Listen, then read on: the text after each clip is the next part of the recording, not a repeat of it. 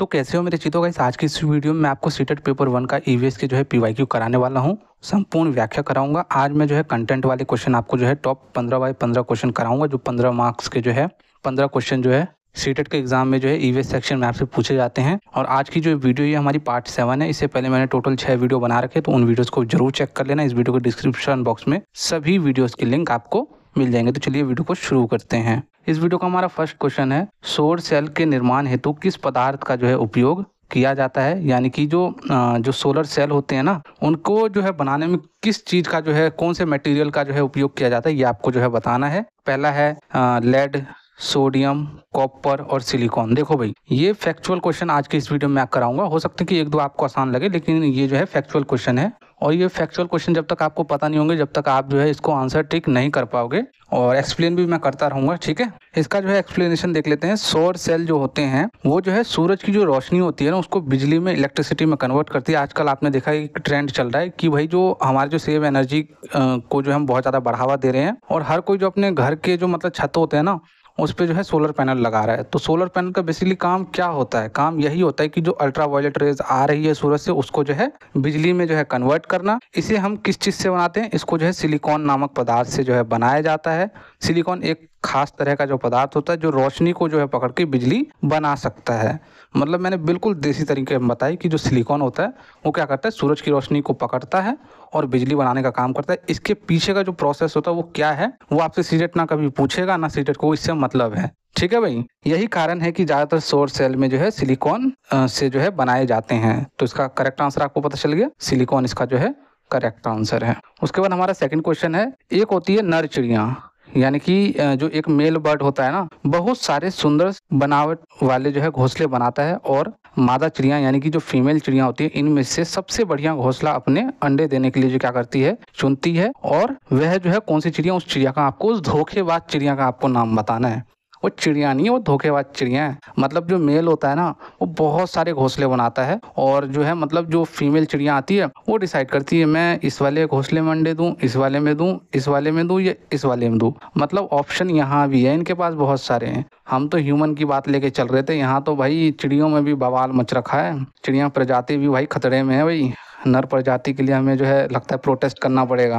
खैर मजाक को छोड़ के हमें जो है बताना उस चिड़िया का क्या नाम है। उस चिड़िया का नाम है बयां या जुलाहा, जिसको हम वीवर बर्ड बोलते हैं, डोव, फाख्ता, टेलर बर्ड और शकर खोड़ा यानी कि सनबर्ड। तो इन सबको जो है आपको एक्सप्लेन कर देता हूँ मैं।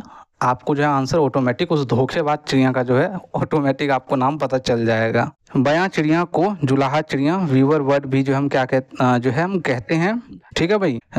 जो नर बयां होता है वो क्या करता है, बहुत सुंदर सुंदर बारीकी से जो है बुना हुआ घोंसला बनाता है। जब इनके घोंसले देखोगे ना, बहुत सारे बहुत प्यारे प्यारे घोंसले जो है ये जो नर चिड़िया होते हैं वो जो है बनाते हैं। वह कई घोंसले बनाता है। और मादा चिड़िया जो होती है, मादा का मतलब होता है जो फीमेल चिड़िया होती है, उनमें से जो है सबसे सुंदर और मजबूत घोंसले को चुनती है। मतलब जो सबसे मजबूत नेस्ट है और सबसे सुंदर नेस्ट है, उसको क्या करेगी, वहां पे जाएगी और फिर उसी में जो है अंडे देने का जो है वो कार्य संपन्न करेगी। तो आंसर आपको पता चल गया। आंसर हमारा जो है वीवर बर्ड यानी कि जुलाहा चिड़िया या बयां चिड़िया हमारा जो इसका करेक्ट आंसर है। उसके बाद है डोव। डोव को हम क्या बोलते हैं, कबूतर भी बोलते हैं, और इसको हम फाख्ता भी बोलते हैं।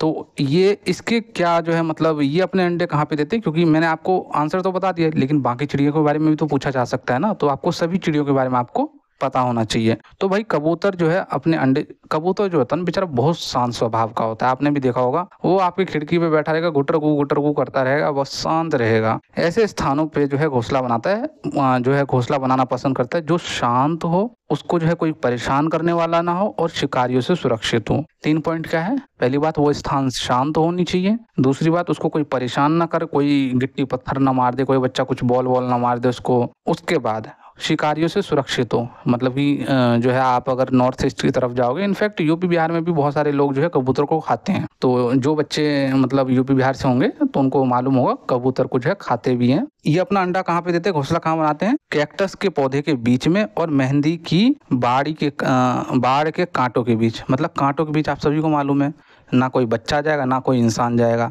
कांटों से तो वैसे ही डर लगता है, तो ये उसी जगह पे जो है क्या करते हैं, अपने जो है अंडे देते हैं, घोंसले बनाते हैं। ठीक है भाई, कबूतर के बारे में बता दिया आपको। उसके बाद है दर्जन चिड़िया यानी कि टेलर बर्ड। इस तरीके की टेलर बर्ड होती है, पत्तों को सिलकर जो है अपना घोंसला बनाती है। इनकी जो चोंच होती है ना, देख रहे हो चोंच, वो काफी लंबी सी होती है, जिससे वह पत्तियों को छेद करके जो है क्या करती है, सिलती है। इसलिए हम इसको टेलर बर्ड बोलते हैं। उसके बाद है सनबर्ड। इसको हम शकरखोड़ा या एक छोटी रंग बिरंगी जो है, बहुत फुर्तीली होती है, मतलब कभी यहाँ रहेगी, कभी उड़ के वहाँ चली जाएगी। छोटी छोटी होती है, बिल्कुल छोटी छोटी। अब तो खैर विलुप्त हो चुके हैं, हमें उतने देखने को नहीं मिलते हैं। लेकिन जब आप जो है यूपी बिहार देहात की तरफ जाओगे ना, गाँव की तरफ, तो वहाँ पे अभी भी आपको देखने को ये जो है बर्ड आपको मिल जाएंगे। लेकिन दिल्ली जैसे शहरों में तो अब खैर कौवे भी विलुप्त हो गए हैं, और मैना भी, कौवा मैना ये सब तो विलुप्त हो ही गया। थोड़ा बहुत जो है कबूतर बेचारे बचे हुए हैं। तो भाई क्या है, ये फुर्तीली चिड़िया होती है जो फूलों का रस जो है पीती है, और बोरी नुमा थैली जैसे जो है अपना क्या करती है, घोंसला बनाती है, जो टहनियों से लटक रहा होता है। ठीक है भाई, इस तरीके का जो ये घोंसला बनाती है। चलो भाई, ये मैंने आपको सनबर्ड के बारे में बता दिया। एक होती है कोयल। कोयल भी बड़ी चालाक होती है। कोयल क्या करती है कि कौवे के घोंसले में जाके अपना अंडा देती है। मतलब कौवे और कोयल जो है सेम सेम दिखते हैं, तो जो कौवा होता है उसको एक गलत फहमी हो जाती है कि उसको लगता है ये तो कौवा ही है, उसी की जो है फीमेल है, तो बस उसको कुछ बोलता नहीं और उसके अंडे को जो क्या करता है, पालन पोषण करता है। तो जो कोयल होती है वो अपने अंडे कौवे के घोंसले में देती है, खुद से मेहनत नहीं करेगी, बस नोट्स बने बनाए चाहिए इनको। ठीक है ना भाई। तो घोंसले में जो है अंडे देती है कौवा। कौवा अंडों को जो है सेकता है, यानी कि उसका जो है मतलब उसको देख रेख करता है, और बच्चों को जो है पालने का काम करता है। जबकि जो कोयल है सिर्फ अंडे दे, भाई इसका काम है सिर्फ अंडे देना, अंडा दे दिया बस। ये भाई इंसानों के जैसा इनमें हिसाब किताब नहीं है, इसने सीधा इन्होंने हिसाब किताब बना रखा है, भाई मैं जो है अंडा दूंगी तो तुम बच्चे पालोगे। इंसानों में तो खैर हिसाब किताब अलग होता है कि माँ ही जो है मतलब जो है बच्चे को जन्म भी देती है, और माँ ही जो है बच्चे का जो है पालन पोषण भी करती है। खैर पिताजी का भी रोल होता है, ऐसी बात नहीं है, हम पिताजी को बिल्कुल नकार नहीं सकते। तो चलो भाई, सारी चिड़ियों के बारे में आपको जो इंपॉर्टेंट चिड़िया थी वो सबके बारे में पता चल गया। अब हमारा जो है इस वीडियो का थर्ड क्वेश्चन है, निम्नलिखित में से कौन से कीट समूह में जो है रहते हैं। जो कीट होते हैं ना, इंसेक्ट वगैरह, कीट पतंगे इंसेक्ट वगैरह जो होते हैं वो समूह में रहते हैं, तो आपको बताना है। और उन सभी की विशिष्ट भूमिकाएं बटी हुई है, लेकिन जो उनकी जो भूमिकाएं होती है ना वो अलग अलग बटी हुई होती है, तो आपको बताना है। मधुमक्खी बिल्कुल समूह में रहती है, चींटियां समूह में रहती है, लेकिन मकड़ी समूह में नहीं रहती, मकड़ी अलग रहती है, तो इसका फर्स्ट ऑप्शन गलत हो गया। ततैया, जिसको हम देहात में बिढ़नी भी बोलते हैं, जो ऑरेंज कलर, जो हल्की मतलब ऑरेंज कलर की भी होती है, हल्की येलो कलर की होती है। ततैया ने अगर काट लिया ना आपको, जिसको हम वेप्स बोलते हैं, तो वो समझ लो 2 से 2.5 से 3 दिन तक आपका जो है वो वाला पार्ट जो है, मतलब जहाँ अगर मुंह पे काटे तो मुंह फूला रहेगा बिल्कुल ऐसा, और दर्द इतना होगा, बिल्कुल बेहिसाब दर्द होगा। तो ततैया भी समूह में रहती है। इनके जो है मतलब वो होते हैं दीमक आपको मालूम है, सफ़ेद सफ़ेद दीमक जो घर में होते हैं, जो लग जाते हैं कभी कभार गेट वेट में या आपके पलंग वगैरह में लग जाते हैं, तो दीमक भी रहते हैं। और चींटियां भी रहती है भाई समूह में, तो इसका सेकेंड आंसर ही सही है। यहाँ मकड़ी है इसलिए सही नहीं है, यहाँ भी मकड़ी है इसलिए सही नहीं है। ठीक है भाई, इसका सेकंड ऑप्शन करेक्ट है। फूलों की पहचान कीजिए कि इनमें जो है फूलों की जो है विशेषता बता रखी है, और उस फूल का नाम आपको बताना है। केवल रात में ही खिलता है, जो फूल है वो केवल रात में खिलता है। ठीक है। औषधि बनाने में काम में लाया जाता है, रंगाई के काम में लाया जाता है, और पूरे वर्ष खिलता है, ये इसकी विशेषता। अब आपको फूलों के नाम मैं आपको दिखा देता हूँ, तो आपको बताना है। गुड़हल, गेंदा, गुलाब, धतूरा, रात की रानी, गुड़हल, गेंदा, गुलाब, चमेली, गुलाब, धतूरा, और गुलदाउदी, और सदाबहार, धतूरा, गुलाब, गुलदाउदी। बताओ भाई इसका करेक्ट आंसर बताओ। तो इसका करेक्ट आंसर जो है हमारा ये है, सेकंड ऑप्शन है। देख लेते हैं भाई, केवल रात को जो खिलता है वो रात की रानी है। रात की रानी, बड़ी सयानी, ये फूल है, रात की रानी फूल का नाम है। और औषधि बनाने में जो वैसे तो तुलसी भी काम आती है, लेकिन हमें तो ऑप्शन के हिसाब से देखना है ना। तुलसी जब ऑप्शन में नहीं दे रखा है तो भाई गुड़हल भी जो है औषधि में हम जो है यूज करते हैं। रंगाई के लिए जो है गेंदा कह रहा हूँ, गेंदे का फूल, जो मैरीगोल्ड का जो फूल होता है वो जो है रंगाई के लिए जो है मैंने आपको बताया था ना, मैरीगोल्ड और जीनिया है, मैंने आपको ईवीएस में पढ़ा रखा है। तो गेंदे का भी फूल जो है रंगाई के लिए काम आता है। उसके बाद पूरे वर्ष खिलने वाला फूल है गुलाब। फूल है गुलाब का, सुगंध लीजिए है, और गरीब है हम, थोड़ा लाइक शेयर कीजिए। आजकल ये वाली वीडियो बहुत वायरल हो रही है ना। चलो भाई, तो पता चल गया ना भाई इंग्लिश वालों, इसका क्या है, नाइट क्वीन, हिबिस्कस, मैरीगोल्ड और रोज। फूल है गुलाब का, सुगंध लीजिए, बड़ा फेमस चल रहा है ये, हर कोई रील बना रहा है इस पे। हमने भी बना लिया भाई, रील तो नहीं बनाया, खैर वीडियो में एंजॉय कर लिया। फिफ्थ क्वेश्चन क्या है, निम्नलिखित में से कौन सा समूह जो है फल का है। यानी कि देखो इस टाइप के क्वेश्चन में आपको जो है सबसे ज्यादा जो समूह जिसमें बन रहे हैं ना वो आपको टिक करना होगा। ऐसे इसमें इस वाले क्वेश्चन में ऐसे में क्या होता है कि तीनों ऑप्शन नहीं होते हैं। जैसे कि आलू, आलू तो फूल नहीं है, जो है ये सब्जी है। बैगन, आम, आम है लेकिन इसमें और में देख लेते हैं, अगर बिल्कुल भी नहीं होगा तो हमारा फर्स्ट ऑप्शन सही हो जाएगा क्योंकि एक तो फल है ही इसमें। केला, बैगन, मूली नहीं भाई। टमाटर, केला, आम, देख लो भाई केला, आम। तो फर्स्ट ऑप्शन को छोड़ के अब थर्ड ऑप्शन पे आ गए। अब देख लेते हैं लास्ट वाले में है कुछ, केला, भिंडी, आलू। तो इसका थर्ड ऑप्शन सही है क्योंकि इसमें दो फल के नाम दे रखे हैं। और वैसे भी समूह पूछा है ना, समूह का मतलब दो होते हैं ना। उसके बाद इस वीडियो का हमारा छठा क्वेश्चन है, एक रेलगाड़ी अहमदाबाद से त्रिवेंद्रम यानी कि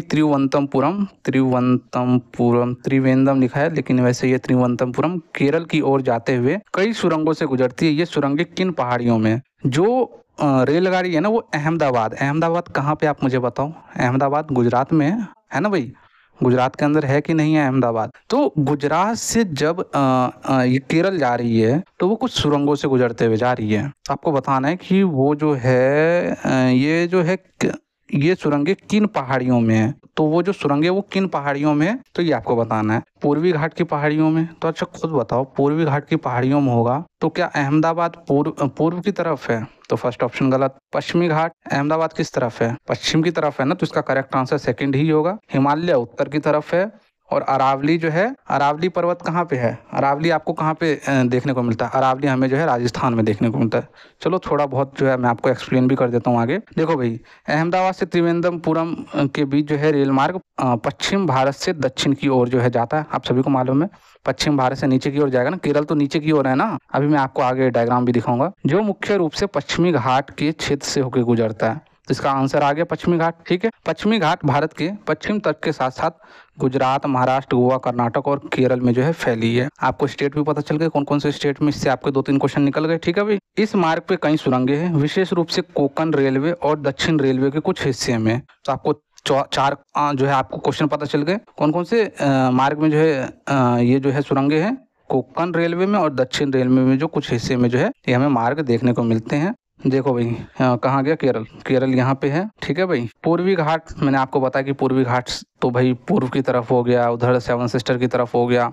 हिमालय उत्तर में हो गया। अरावली में मुख्य तौर से जो है राजस्थान और गुजरात के कुछ हिस्से जो हैं, लेकिन त्रिवेंद्रपुरम इस मार्ग में नहीं गुजरता है। कहाँ पे, मतलब गुजरात से ऊपर है ना राजस्थान। तो फिर हम तो गुजरात से, अहमदाबाद से हम जो है केरल जाने की बात कर रहे हैं और गुजरात से ऊपर राजस्थान है। तो उसके बाद हमारा जो है 7 नंबर का क्वेश्चन, नीचे कक्षा 5 के 4 बच्चों की खून की जांच की रिपोर्ट में उनके हीमोग्लोबिन स्तर के बारे में बताया गया है। अमन को जो है 8 ग्राम डेक्सीलीटर, 1 डेक्सीलीटर में जो है 100 मिलीलीटर होता है।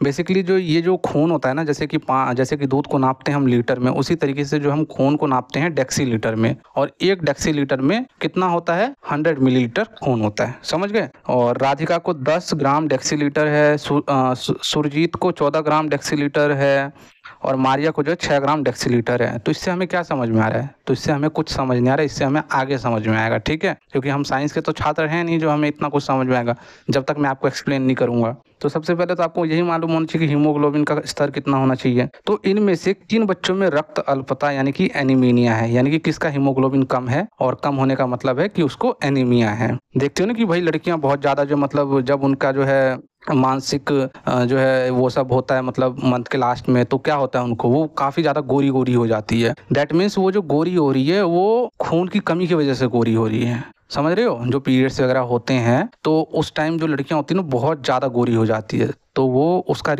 रीजन ये भी हो सकता है कि उनमें जो है क्या है भाई, खून की कमी हो जाती है, इस चक्कर में भी जो वो जो है गोरी दिखती है। तो भाई ये हमारे ऑप्शन है अमन और मारिया में, राधिका और सुरजीत में, अमन, राधिका और सुरजीत में, अमन, राधिका और मारिया में। तो आपको करेक्ट आंसर बताना है। तो चलो भाई पहले एक्सप्लेन कर देते तभी ना हम करेक्ट आंसर बताएंगे। रक्त अल्पता यानी कि एनीमिया की बात हो रही है, का निर्धारण बच्चों में हीमोग्लोबिन स्तर के आधार पे जो है किया जाता है। आपको मैंने अभी बताया भाई हीमोग्लोबिन के स्तर के आधार पर जो है किया जाता है। सामान्यतः 5 से 11 वर्ष की आयु के बच्चे के लिए जो हीमोग्लोबिन का जो स्तर जो निर्धारित किया गया है वो 11.5 ग्राम डेक्सीलीटर या इससे अधिक होना चाहिए। यानी कि इससे कम हुआ तो उसको एनीमिया है भाई, उसको खून की कमी है। फिर इससे अधिक होना चाहिए, इतना होना चाहिए, ठीक है भाई। यदि इस स्तर से कम है तो वह जो है एनीमिया माना जाएगा। तो अब आप लगा लो भाई, जो पीछे मैंने आपको दे रखा है। अमन को कितना है, 8 ग्राम डेक्सीलीटर जो है और 11.5 से कम है तो उसको क्या है, एनीमिया है। 11 पॉइंट से कम है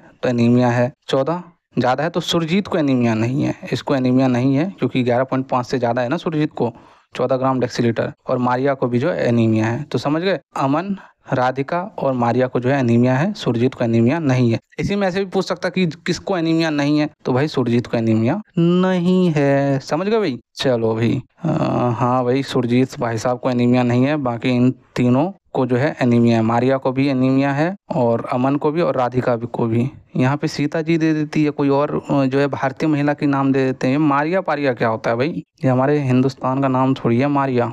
चलो भाई, 8वां क्वेश्चन हमारा क्या बोलता है कि निम्नलिखित का सही मिलान कीजिए। ये राष्ट्रीय पार्क है, ये नेशनल पार्क है और ये भारत के राज्य हैं कि कौन से नेशनल पार्क जो है कौन से राज्य में है, ये आपको बताना है। जिम कॉर्बेट कहाँ पे है, ये आपको बताना है भाई। जिम कॉर्बेट कहाँ पे है, तो हमारा जो जिम कॉर्बेट है, जिम कॉर्बेट हमारा है उत्तराखंड में। काजीरंगा कहाँ है, काजीरंगा है हमारा असम में। और रणथंबोर कहाँ पे है, रणथंबोर हमारा जो है राजस्थान में। और गिर कहाँ पे है, गुजरात में।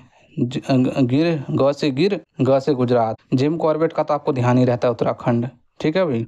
एक दो भी नाम आपको याद हो जाएंगे तो आप आंसर आराम से टिक कर सकते हो। चलो भाई, इसको थोड़ा बहुत एक्सप्लेन क्या ही करना है, इसमें तो एक्सप्लेन मैंने कर रखा है। जिम कॉर्बेट कहाँ है, उत्तराखंड में।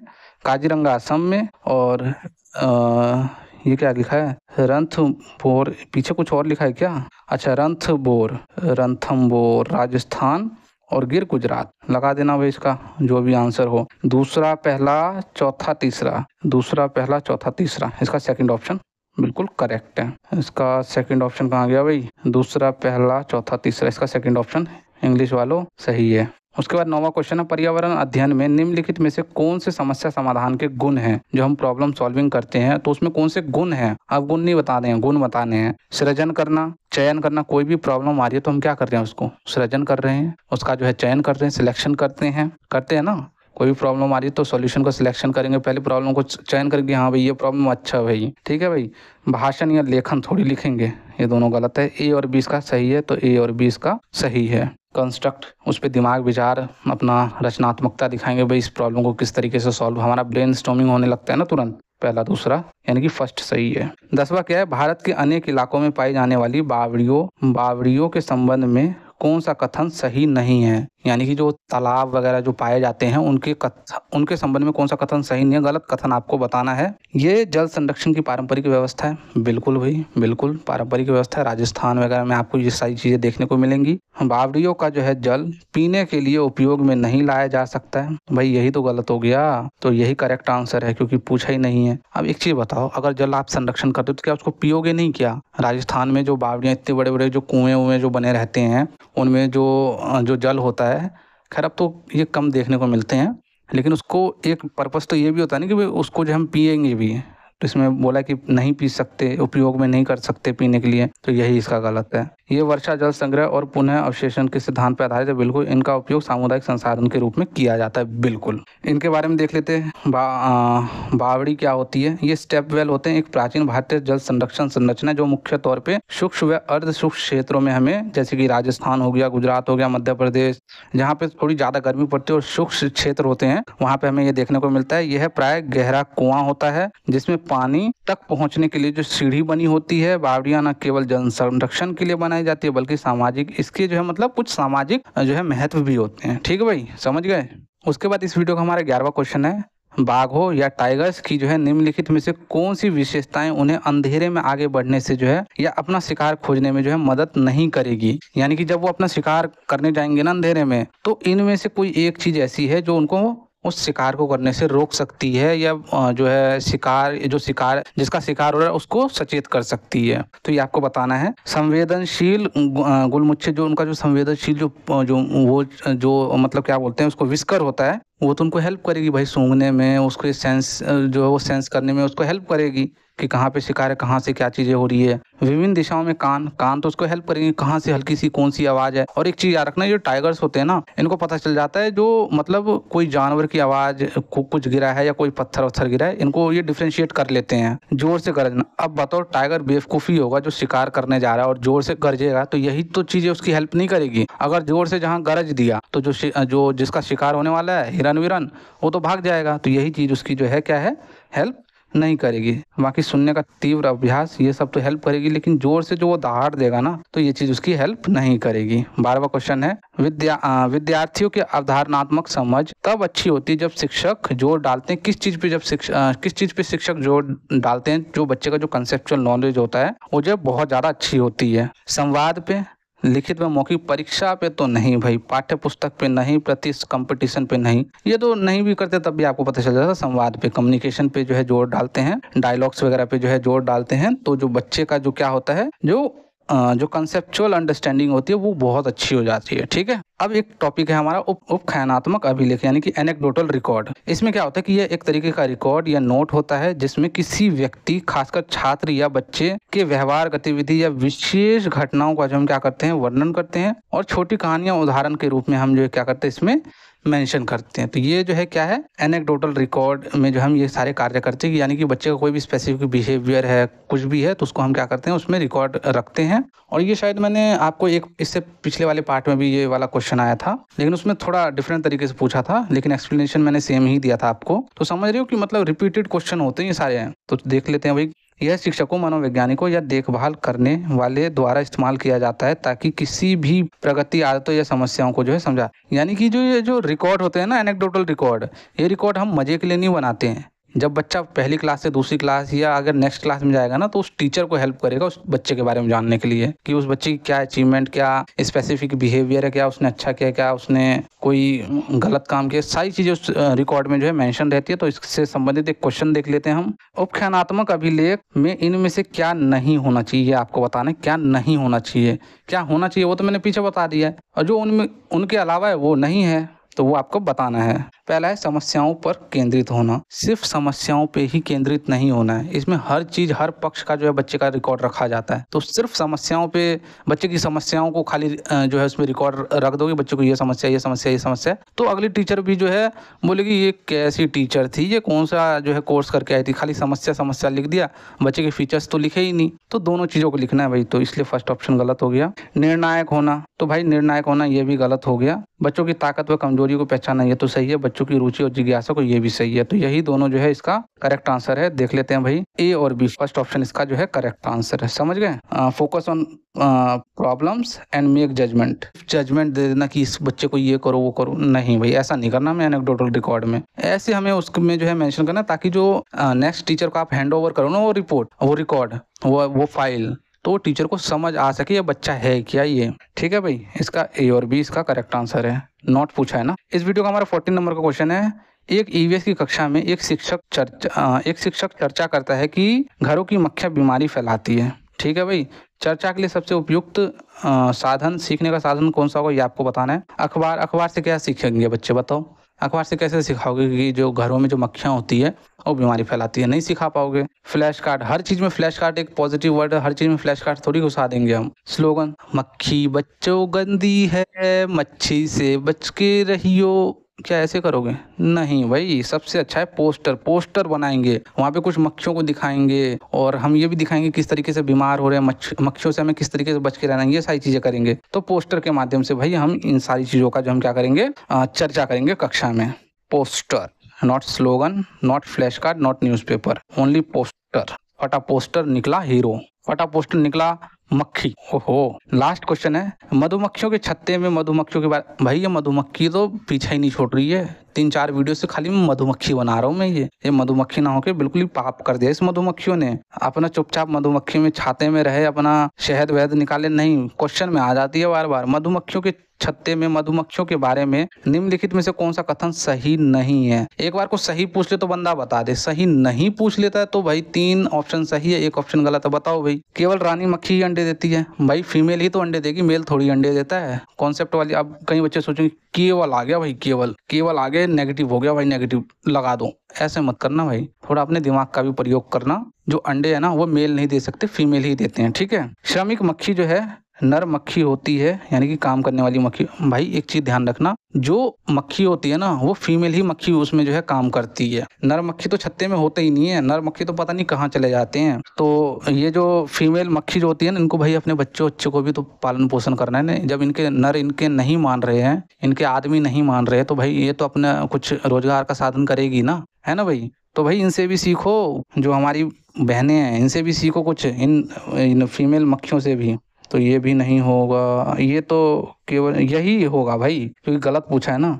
तो नर नहीं, फीमेल मक्खी जो है काम करने वाली होती है। नर मक्खी तो मजे में रहता है अपना। छत्ते में कुछ ही नर मक्खियाँ होती है, बिल्कुल कुछ ही रहती है। छत्ते में केवल एक ही रानी मक्खी होती है, बिल्कुल एक ही रानी मक्खी होती है, और उसी रानी की मक्खी के चक्कर में पागल हुए पड़े रहते हैं नर मक्खी, ठीक है भाई। तो इसका सेकंड ऑप्शन गलत है और पूछा ही नहीं इन्होंने। तो श्रमिक मक्खी जो होती है वो नर मक्खी नहीं, मादा मक्खी होती है, फीमेल मक्खी होती है। वर्कर बीज आर मेल बीज, नॉट मेल बीज, वर्कर बीज आर फीमेल बीज।